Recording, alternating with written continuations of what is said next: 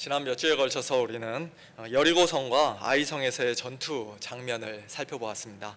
그리고 그 두 전쟁에서 승패를 결정지었던 것은 이스라엘 백성들의 싸움 실력이나 여호수아의 리더십이 아니라 하나님 말씀에 그들이 온전히 순종하는가, 아니면 그 말씀을 어기고 불순종하는가, 철저하게 거기에 달려 있었다는 사실을 우리가 확인할 수 있었습니다.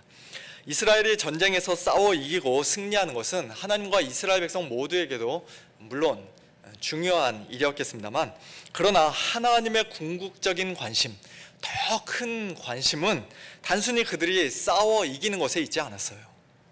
비록 싸움에서 지고 패하는 일이 있다 할지라도 결과적으로는 그들이 하나님을 더 겸손히 의지하고 하나님만을 온전히 섬기고 또 하나님 말씀에 즐거이 순종하는 그와 같은 하나님의 참된 백성, 성숙한 백성들이 되는 것에 있었습니다.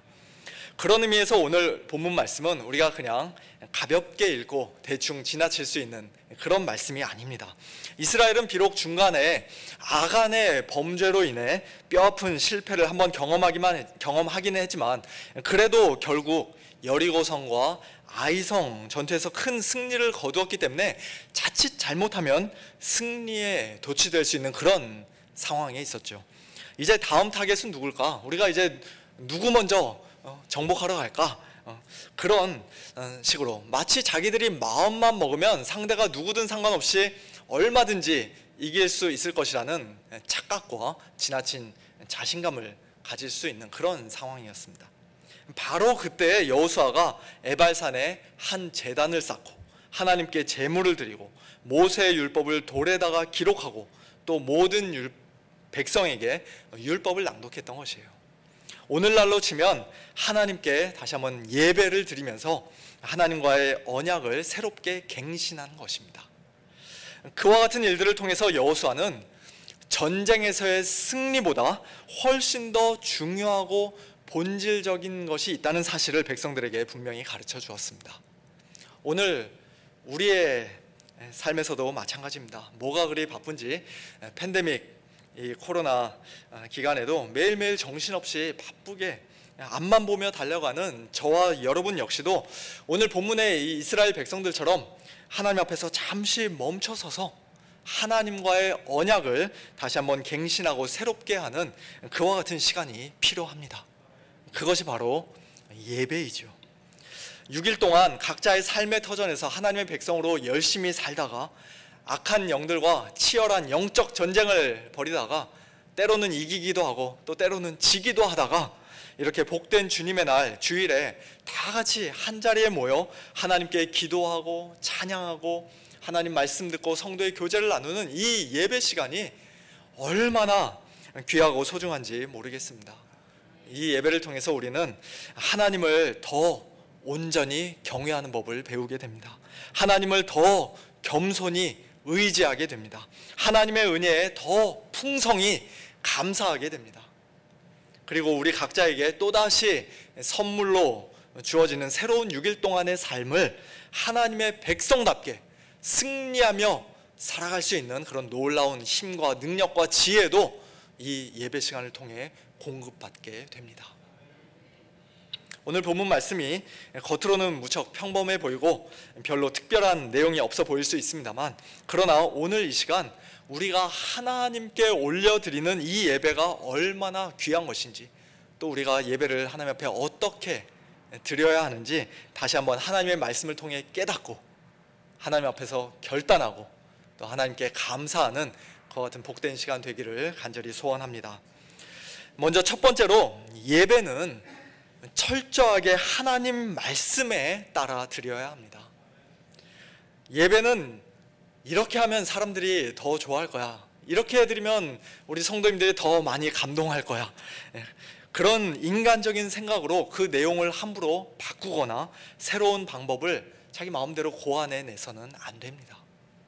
예배는 내 마음을 편하게 하기 위해, 우리 자신을 즐겁게 하기 위해 드리는 것이 아니라 하나님께 영광을 올려드리기 위해 드리는 것이기 때문에 우리는 무엇보다도 하나님이 원하신 대로, 하나님께서 명령하신 대로 예배 드려야 합니다. 오늘 본문에서 여러 번 반복되는 말이 하나 있는데요. 그것은 바로 모세가 명령한 대로 또는 율법에 기록된 대로라는 말입니다. 여호수아가 에발산에 쌓은 제단은 당시 가나안 땅에서 유행하는 최신식의 세련된 디자인을 가진 그런 제단이 아니라 여호와의 종 모세가 이스라엘 자손에게 명령한 대로 또 모세 율법책에 기록된 대로 쇠 연장으로 다듬지 아니한 새 돌로 만든 제단이었습니다. 여호수아가 백성들 절반은 그리심산 앞에 또 절반은 에발산 앞에 세운 것도 그렇게 하면 균형이 적절하게 맞을 것 같아서 보기에 좋을 것 같아서 그렇게 세운 것이 아니라 전에 여호와의 종 모세가 명령한 대로 한 것이었습니다. 그리고 여호수아는 자기가 평소에 하고 싶었던 말을 백성들 앞에서 길게 연설한 것이 아니라 율법책에 기록된 모든 것대로 율법의 모든 말씀을 하나도 남김없이 낭독하였습니다. 자기 생각대로 자기 마음대로 한 것이 처음부터 끝까지 하나도 없어요. 철저하게 모세를 통해 기록된 하나님의 말씀에 따라 예배를 드렸습니다. 구체적으로 어떤 말씀입니까? 먼저 간단하게는 신명기 11장 29절 말씀입니다. 내 하나님 여호와께서 네가 가서 차지할 땅으로 너를 인도하여 들으실 때에 너는 그리심 산에서 축복을 선포하고 에발 산에서 저주를 선포하라. 또 신명기 27장에는 이스라엘 백성이 가나안 땅에 들어가 에발 산과 그리심 산에서 해야 할 일들에 대한 말씀이 한 장 전체에 걸쳐서 굉장히 길고 자세하게 기록되어 있습니다. 우리가 이 시간에 다 읽을 수는 없습니다만 큰 돌들에다가 하나님의 율법의 말씀을 새겨 기록할 때 글자가 잘 써질 수 있도록 그 돌에다가 석회를 바르라는 그런 말씀이 있고요. 또 제단을 쌓을 때 쇠 연장을 대지 말고 다듬지 않은 돌로 만들라는 오늘 본문에 기록된 그 말씀도 있습니다. 하나님께 드리는 제물은 번제와 화목제를 드리라고 했는데요. 오늘 본문 31절에서 백성들이 그 말씀 그대로 하는 것을 우리가 보게 됩니다. 또 백성들을 둘로 나누어서 각각 그리심산과 에발산에 세우고 그들에게 축복과 저주의 말씀을 선포할 때는 그들이 각자 알아서 자기가 서고 싶은데 마음대로 서는 것이 아니라 뭐 OX 게임을 해서 한쪽은 이쪽에 쓰고 한쪽은 이쪽에 쓰는 것이 아니라 시므온, 레위, 유다, 이사갈, 요셉, 베냐민 지파는 그리심산에 또 르우벤, 갓, 아셀, 스불론, 단, 납달리 지파는 에발산에 서게 하라고 매우 구체적으로 지정해 주셨습니다. 그리고 하나님의 율법의 말씀이 하나씩 하나씩 낭독될 때마다 모든 백성은 아멘으로 응답하라고도 미리 말씀해 주셨어요. 여러분 마음에 아멘 하고 싶을 때만 아멘 하는 것이 아니라 내 마음에 들 때만 아멘 하는 것이 아니라 하나님의 말씀이 선포되면 아멘 하라고, 저주의 말씀이 선포되어도 아멘 하라고 말씀하셨습니다. 그와 같은 하나님의 말씀을 철저하게 정확하게 순종하면서 여호수아는 오늘 본문에 기록된 것처럼 이스라엘 백성들과 더불어 하나님께 예배를 드렸던 것이죠. 오늘날 우리가 하나님께 올려드리는 예배도 마찬가지입니다. 우리는 하나님께서 우리에게 하라고 명령하신 것들만, 하나님께서 명하신 대로만, 성경에 규정되어 있는 방식대로만 우리는 예배를 드려야 합니다. 그것을 소위 예배의 규정적 원리, The Regulative Principle of Worship 이라고 하는데요. 이 원리는 오직 성경이라는 종교개혁 정신을 따르는 개혁교회, 특별히 우리 장로교회 예배의 중요한 특징 중에 하나입니다. 로마 카톨릭이나 성공회나 루터교나 감리교회 등은 그와는 달리 예배의 규범적 원리를 말합니다. 예배의 규정적인 원리가 아니라 규범적인 원리.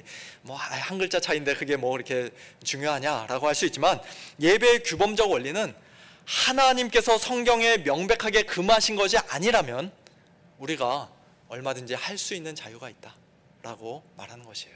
허용된다라는 것입니다. 좀 극단적인 예를 들면 예배 시간에 연극으로 설교를 대체하지 말라는 그런 말씀이 성경에 없으니까 우리 교회는 이제 다음 주부터 설교자의 일방적이고 지루한 이 설교 대신 아주 재밌는 연극으로 감동적인 영화로 또는 아무나 앞에 나와서 자유롭게 자기 의견을 말할 수 있는 토크쇼로 예배를 진행하겠습니다, 그렇게도 할 수 있다는 것이죠. 그러나 그럴 수 없죠. 예배는 하나님의 말씀에 따라, 철저하게 하나님의 말씀에 따라 드려져야 합니다. 하나님께서 명령하신 것을 우리가 행해야 합니다. 물론 주일 예배를 오전 10시에 드릴 것인지 11시에 드릴 것인지, 1시간 예배 드릴 것인지 1시간 반 예배를 드릴 것인지, 목사가 양복을 입고 설교할 것인지 가운을 입고 할 것인지, 찬양을 하면서 손뼉을 치면서 할 것인지 손을 들면서 할 것인지, 그와 같은 비본질적인 문제들, 세부적인 상황과 환경에 관한 부분들은 우리가 각 교회의 적절한 그 사정에 맞춰서 얼마든지 덕스럽게 지혜롭게 결정할 수 있습니다. 하지만 예배를 구성하는 가장 본질적인 내용, 핵심적인 요소들, 그리고 중요한 방법 등은 철저하게 하나님의 말씀대로 해야 하는 것이에요. 우리의 편의에 따라 또는 어느 한두 사람의 생각에 따라 함부로 마음대로 바꿔서는 안 됩니다. 오늘 우리의 서문교회 예배는 과연 어떻습니까? 하나님의 말씀에 따라 드리는 예배, 하나님께서 정말 기뻐 받으시는 그와 같은 참된 예배입니까? 아니면 골로새서 2장에서 말씀하시는 것처럼 사람의 명령과 가르침을 따르는 예배, 비성경적인 전통과 관습의 메인 예배, 한마디로 자의적 숭배에 불과한 그런 타락한 예배입니까? 예배를 드리다 보면 설교가 평소보다 조금 길어질 수도 있는데요, 그것 때문에 우리 성도님들 시험에 들지 마시길 바랍니다. 괜찮아요, 괜찮습니다. 그것이 본질적인 것이 아니죠. 우리 장로님들 대표 기도도 가능하면 3분 정도에 끝내시라고, 그래서 웬만하면 한 주간 동안 기도하는 마음으로 기도문을 작성해서 오시라고 제가 이렇게 장로님께 부탁도 드립니다만, 그러나 기도문 없이 기도하시는 거 괜찮습니다. 근데 기도하시다가 시간 조절 잘 못해서 막 5분 넘게 6분 7분 길게 기도하시는 경우도 간혹 있을 수 있어요. 하지만 그것도 괜찮습니다. 그것 때문에 시험 드시면 안 됩니다. 중요한 것은 그 내용이에요. 본질과 핵심이 중요한 것입니다. 성경 말씀과 완전히 모순되는 설교가 아니라면, 그저 자기 자신의 욕심과 정욕대로 하는 기도, 중언부언하는 기도가 아니라면, 조금 길고 조금 지루하고 조금 어눌하고 좀 부족해도 그와 같은 설교와 기도를 통해 또 우리의 예배를 통해 하나님께서 영광 받으시는 줄로 믿습니다. 오늘 우리가 드리는 이 예배 가운데 혹시라도 비성경적인 부분이 있다면, 하나님의 말씀과 어긋나는 하나님께서 명하시지 않은 부분이 있다면, 그것이 우리 눈에 아무리 좋아 보여도, 또 우리 교회가 오랫동안 해왔기 때문에 아무리 익숙해 보여도 하나님의 말씀에 따라 과감하게 고치고 끊임없이 개혁하는, 그래서 하나님께 더욱더 온전한 영광을 올려드리는 우리 서문 장로교회가 되기를 간절히 소원합니다. 이처럼 예배 자체가, 예배 전체가 하나님의 말씀에 따라 드려져야 할 뿐만 아니라, 예배 중에는 무엇보다도 하나님의 말씀이 선포되어야 합니다. 예배는 하나님과 우리 성도들이 언약 안에서, 사랑 안에서 서로 인격적인 교제를 나누는 시간이에요. 어느 한쪽만의 일방통행이 아니라 서로 오고 가는 것이 있는, 서로 주고받는 것이 있는 그런 시간입니다. 하나님께서는 우리를 예배로 초대해 주시고, 설교를 통해 하나님의 뜻을 우리에게 분명히 말씀해 주시고, 또 마지막 축도를 통해 우리에게 복을 선포해 주시고, 예배 전체를 통해 무엇보다도 하나님 자신을 우리에게 주십니다. 그리고 우리는 하나님께 찬송과 기도와 헌물 등을 올려드리고, 감사를 올려드리고, 또 하나님의 백성으로서 다시 한번 헌신을 결단하며 우리 자신을 하나님께 바칩니다. 그것이 바로 언약을 갱신한다라는 말의 의미예요. 그런데 그와 같은 예배에서 가장 중요하고 핵심이 되는 요소가 있다면, 그것은 바로 하나님의 말씀이 선포되는 시간입니다. 아멘이 없으시네요. 제가 목사로서 이 이야기를 하는 것이 아니라요, 만약에 제가 로마 카톨릭의 신부였다면은 성례가 예배에서 가장 중요한 부분입니다라고 이야기를 했을 것입니다만, 그러나 저는 종교개혁 전통을 정신을 이어받는 개신교 목사이기 때문에 예배 가운데서 하나님의 말씀이 선포되는 시간, 즉 설교가 가장 중요한 것이고 또 그게 성경적인 것이라고 분명히 믿습니다. 오늘 여호수아 8장 본문에서도 하나님의 말씀을 낭독하는 시간이 모든 예배 순서의 중심이요 클라이막스를 차지하고 있는 것을 우리가 보게 됩니다. 여호수아가 에발산에 한 제단을 쌓고 그 제단 위에 번제물과 화목제물을 하나님께 드리고 난 후 그는 모세가 기록한 하나님의 율법을 석회를 바른 돌들에다가 기록하였고 또 그 율법을 백성들 앞에서 낭독했습니다. 자기가 좋아하는 몇몇 구절만 낭독한 것이 아니라, 복받는 말씀만 낭독한 것이 아니라 율법책에 기록된 모든 것대로 축복과 저주하는 율법의 모든 말씀을 낭독했습니다. 그와 같은 하나님의 말씀을 온 이스라엘과 그 장로들과 관리들과 재판장들과 본토인뿐만 아니라 심지어는 이방인까지, 그리고 사회의 소외 계층이라고 할 수 있는 여자들과 아이와 거류민들까지 똑같이 들었습니다. 그들 모두에게 차별 없이 하나님의 말씀이 선포되었습니다. 종교개혁의 유명한 구호 중에 오직 성경, 솔라 스크립투라라는 말을 우리가 많이 들어서 이미 잘 알고 있는데요, 전체 성경, 토타 스크립투라라는 말은 우리에게 좀 낯선 것이 사실입니다. 그러나 전체 성경은 오직 성경 못지않게 너무나도 중요한 것이에요. 하나님의 말씀은 어느 일부분만이 아니라, 설교자가 개인적으로 잘 알고 있고 좋아하는 그런 말씀만이 아니라 모든 말씀이 다 전체적으로 균형 있게 골고루 예배 시간에 선포되어져야 합니다. 축복의 말씀뿐만 아니라 저주의 말씀도 선포되어져야 합니다. 복음뿐만 아니라 율법도 선포되어져야 합니다. 물론 이것은 복음과 율법을 서로 혼합시켜서 이도저도 아닌 짬뽕을 만들라는 그런 뜻은 아니죠. 복음은 복음으로서, 율법은 율법으로서 각자의 고유한 역할이 있기 때문에 그에 맞게 선명하고 분명하게 선포되어져야 합니다. 그렇게 하기 위해서 가장 좋은 방법 중에 하나가 바로 강해 설교입니다. 제가 우리 교회에 와서 지난 1년 반 동안 전했던 빌립보서, 학개, 말라기, 로마서 8장, 그리고 지금 진행 중인 여호수아에 이르기까지 그 모든 설교가 다 강해 설교입니다.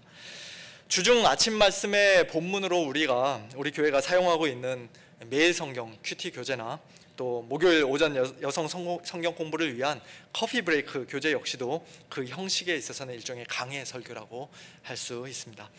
다음 주일에는 무슨 주제로 설교할 것인가 일주일 내내 고민하다가 겨우 어떤 특정 주제를 하나 정해서 거기에 맞는 설교 본문을 또 설교자가 임의로 정하고, 그래서 설교를 준비하여 설교하는 그런 식의 주제 설교도 물론 필요할 때가 있고 절기 때나 그럴 때는 가끔 하기도 합니다만, 그러나 성경의 어느 한 책을 정해 1장부터 순서대로 조금씩 살펴보면서 이 본문을 통해 하나님께서 오늘 우리 교회에게 하시는 말씀은 과연 무엇인가, 한 주간 내내 설교자가 치열하게 고민하고 또 깊이 연구하고 하나님 앞에 엎드려 기도하고, 그리고 드디어 예배 시간에 하나님의 말씀을 담대하게 선포하는 그와 같은 방식이 강해 설교라고 할 수 있습니다.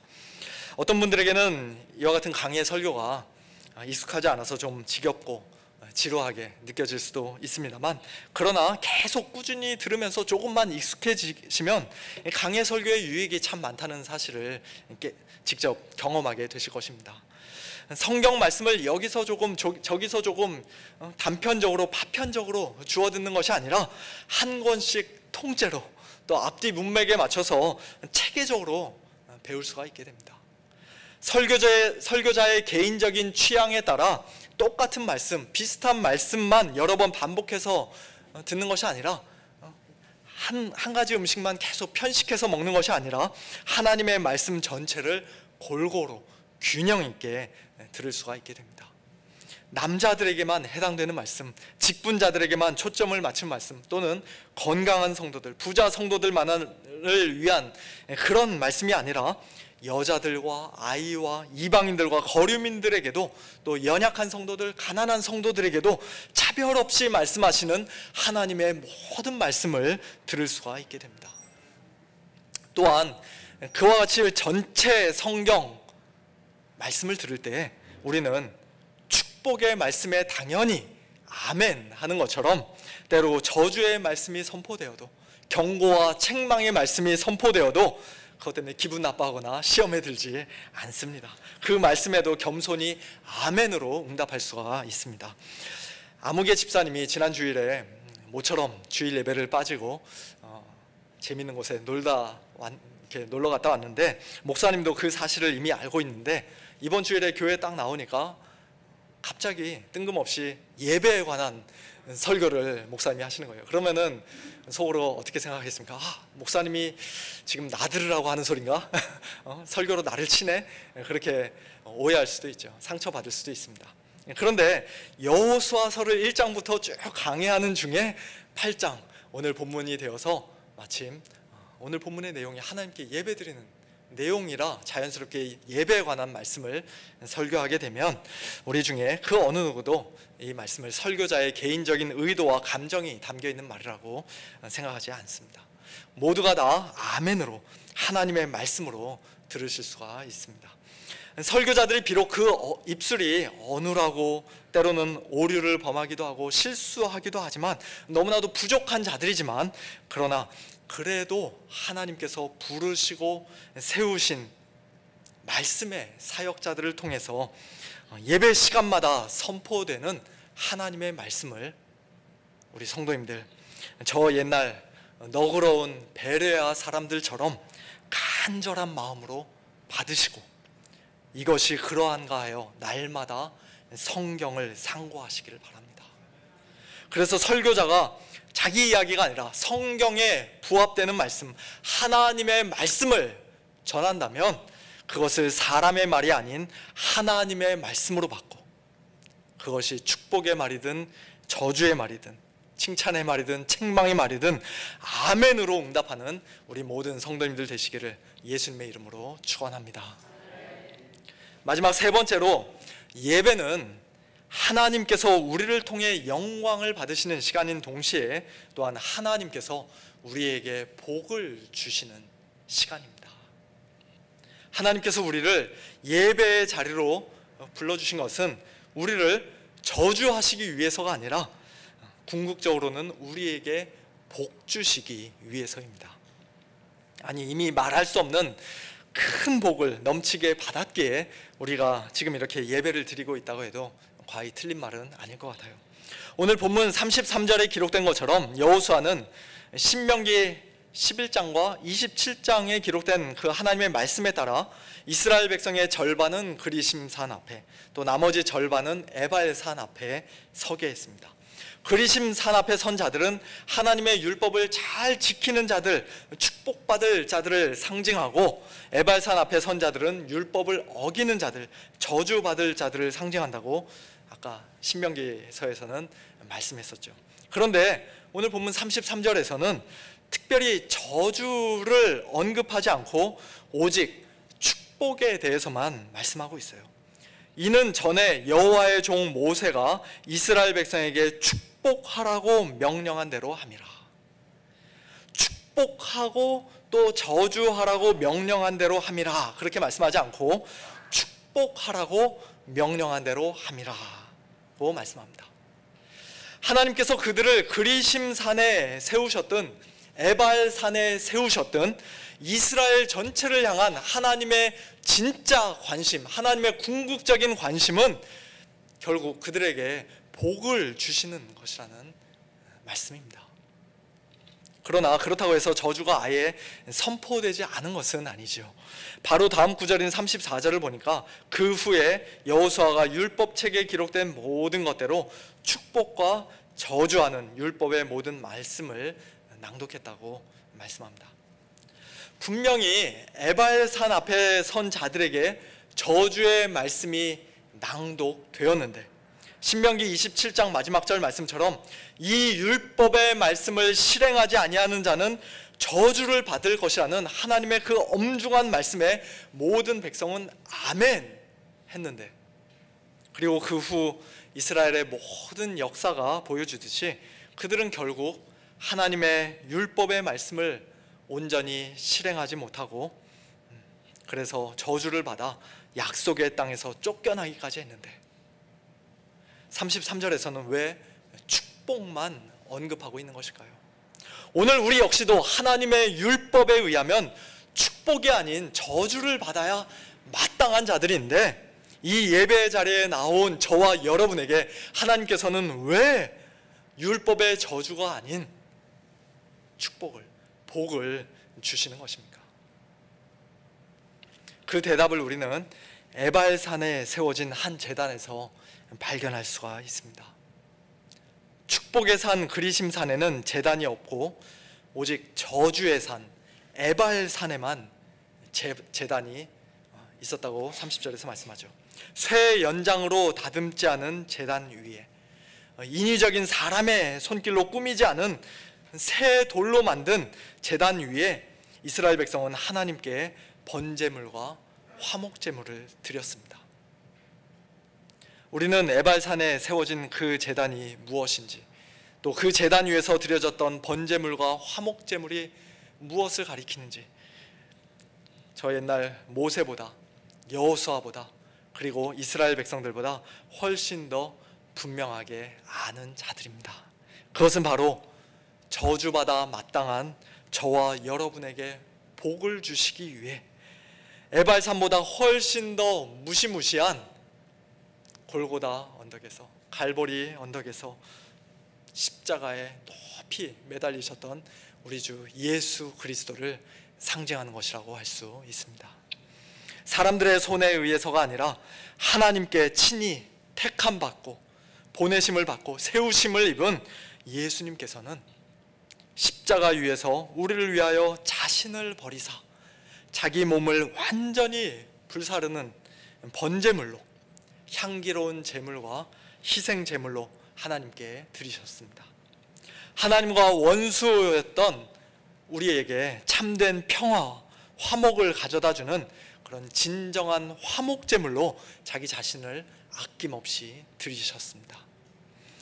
이 땅에 사시는 동안 하나님의 모든 율법을 1.1획도 어김없이 온전히 다 지키셨던 예수님만이 사실 축복의 산, 그리심산에 당당하게 설 수 있는 그 유일한 자격이 있으신 분인데 저와 여러분에게 저주가 아닌 축복을 주시기 위해, 우리를 하나님의 백성으로, 하나님의 자녀로 삼아 주시기 위해, 하나님을 예배하는 그와 같은 가장 복된 인생으로 우리를 삼아 주시기 위해 예수님께서는 에발산에서 선포된 그 모든 율법의 저주를 한 몸에 지고 십자가에 달려 주셨던 것이죠.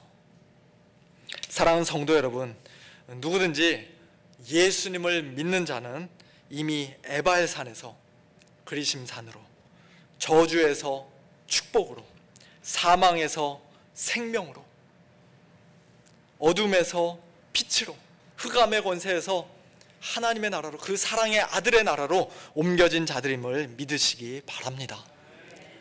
우리 스스로가 하나님의 율법을 완벽하게 잘 지켜서가 아니라, 또 이제부터는 앞으로는 정말로 잘 지키겠다고 하나님 앞에서 굳게 맹세하고 각오해서가 아니라, 결단해서가 아니라 오직 예수님 때문에, 예수님의 보혈의 공로 때문에 우리는 하나님께 이미 복을 받았고 지금 이 시간에도 받고 있으며 또 앞으로도 영원토록 복을 받을 자들임을 믿으시기 바랍니다. 예수 그리스도 안에 있는 그 놀라운 복을, 구원의 복, 영생의 복, 천국의 복을 풍성히 받아 누리게 하시려고 오늘도 우리를 이 예배 자리에 불러주시고 초대해 주신 하나님께 진심으로 기뻐하고 감사하고 찬양하면서 이 시간 하나님의 말씀에 따라 올바르게 예배드리고 또한 오늘 선포된 이 하나님의 말씀 붙잡고 이번 한 주간도 모든 일에 넉넉히 이기는 우리 모든 성도님들 다 되시기를 예수님의 이름으로 축원합니다. 함께 기도하겠습니다. 하나님 아버지, 감사합니다. 저희들이 하나님 앞에서 예배드린다는 것이 얼마나 귀하고 소중한 것인지, 또 얼마나 중요한 것인지 오늘 여호수아 8장 말씀을 통해 다시 한번 깨닫게 하시니 감사합니다. 우리 서문교회 예배가 철저하게 하나님의 말씀에 따라 드려지는 예배, 하나님의 말씀이 강단에서 바르고 담대하게 온전하게 선포되어지는 예배, 교회, 그리고 하나님께서 정말로 기뻐하시고 영광 받으실 뿐만 아니라 저희에게 풍성한 복을 내려주시는 그와 같은 예배가 될 수 있도록 하나님 아버지 인도하여 주시옵소서. 오늘도 저희에게 귀한 믿음 주시고 또 말씀 주셨사오니 그 믿음으로, 하나님의 말씀으로, 그리고 말씀과 더불어 역사하시는 성령님의 능력으로 이번 한 주간도 모든 일에 넉넉히 이기는 저희 모두가 될 수 있도록 하나님 아버지 은혜를 베풀어 주시옵소서. 감사드리며 예수님의 이름으로 기도합니다. 아멘.